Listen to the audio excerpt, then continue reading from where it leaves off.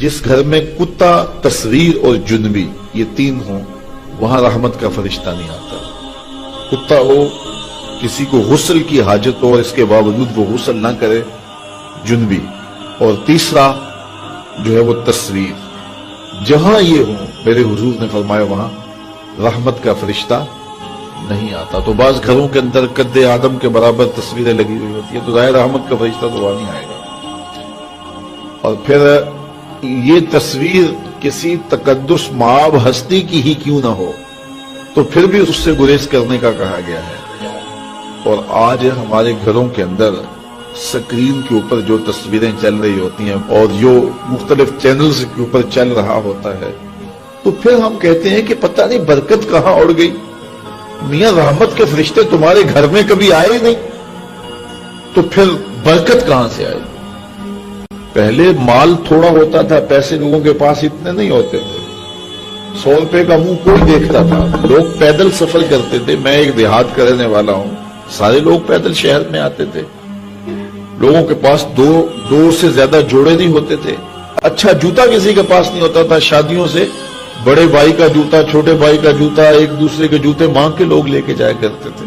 School کے بچوں کے پاس بہت ساری مائیں تو کچھ کھانے کے لیے دے دیتی تھی کہ یہ دوپہر کو کھا لینا، اور خرچی بھی بڑی معمولی سے ملتی تھی۔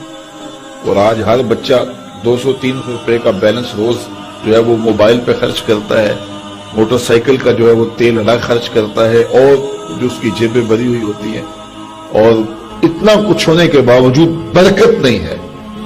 برکت جو ہے وہ پیسوں سے نہیں آتی، جب رحمت کے فرشتے آتے ہیں برکتیں لے کے آتے ہیں۔ اور ہمارے گھروں کے اندر جو قادآور سکرینیں لگی ہوئی ہیں اس سے برکت اڑ گئی ہوئی ہے، اور اس پہ پھر کیا کیا دیکھا جا رہا ہے اور کیا کیا دکھایا جا رہا ہے، تو پورے ملک سے برکت اڑ گئی ہوئی ہے۔ پیسے کی فراوانی کے باوجود برکت باقی نہیں رہی۔ کثرت کچھ چیز نہیں ہے، برکت کچھ چیز ہے۔ تو اللہ سے کثرت کی بجائے برکت مانگو۔ جب برکت مانگو گے تو تھوڑے میں بھی اللہ تمہیں وہ سکون اور طمانینت قلب عطا کر دے گا جو زیادہ والوں کو بھی نصیب نہیں ہوتا۔ تو اصل مقصود تو طمانینت ہے۔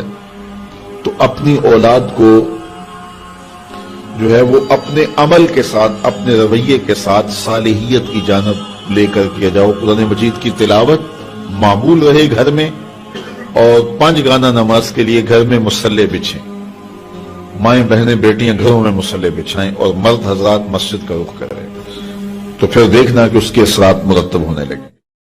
ایک بندہ جا رہا تھا جنگل میں تو اس نے دیکھا کہ ایک لومڑی ہے جس کے پاؤں بھی کٹے ہیں، ہاتھ بھی کٹے ہوئے۔ اس نے کہا مالک تو اس کو کیسے رزق دیتا ہوگا؟ تو وہ ایک درخت پہ چڑھ کے بیٹھ گیا۔ ایک شیر آیا، اس نے شکار کیا اور کچھ کھایا اور باقی بس خوردہ چھوڑ کے چلا گیا۔ یہ رینگتی ہوئی آگے بڑھی اور وہ جو بچہ کھچا تھا اس نے وہ کھا لیا۔ تو اس کا بڑا یقین حامل ہو گیا، اس نے کہا کہ مالک تو کتنا کریم ہے، اس کو بھی رزق دیتا ہے۔ ایک غار میں جا کے بیٹھ گیا، جب وہ بے دست و پا لومڑی کو رزق دیتا ہے انہیں تو پھر انسان۔ ایک پہر گزرا، 2 پہر گزرے، وہ ہاتف سے آواز آئی میرے بندے میں تجھے بھی دوں گا لیکن شیر بن لومڑی نہ بن، شیر بن لومڑی نہ بن، کہ خود بھی کھا اور اوروں کو بھی کھلا۔ تو قسمت کا ہے جو مل کے رہتا ہے، اب کوئی شیر بن کے لے لے یا لومڑی بن کے لے لے، حرام ذریعہ اختیار کر لے یا حلال ذریعہ اختیار کر لے، اب یہ ہمیں اس نے اختیار دیا۔ فَلَنُحْيِيَنَّهُ حَيَاتً طَيِّبَةً، اللہ فرماتا ہے کہ جو میرا ہو جائے پھر میں ستھری زندگی دے دیتا ہوں، میں پاکیزہ زندگی دے دیتا ہوں، میں نورانی زندگی عطا کر دیتا ہوں۔ یقیناً جو اس کے ہو جائیں پھر اللہ اس کا ہو جاتا ہے۔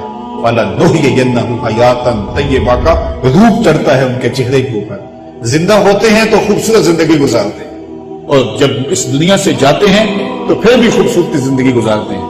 اللہ تعالی ہمیں ایسا کر دے کہ مرنے کے بعد بھی ہمارے چہرے پہ رسول اللہ کے انوار کا عکس نمایاں ہو، اور دنیا کی زندگی میں رہیں تو ہم طمانینت کی زندگی، سکھ اور چین کی زندگی گزاریں۔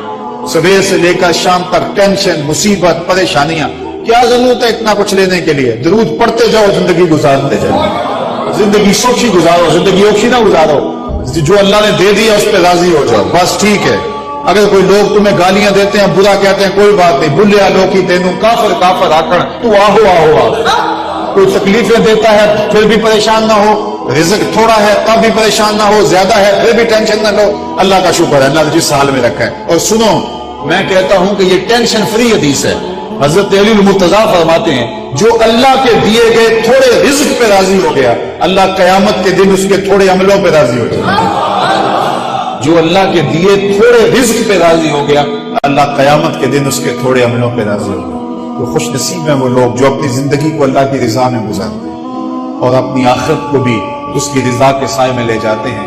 اللہ تعالیٰ مجھے آپ کو اپنی رحمتوں کے سائے میں رکھے, دنیا آخرت کی بہاریں نصیب فرمائے.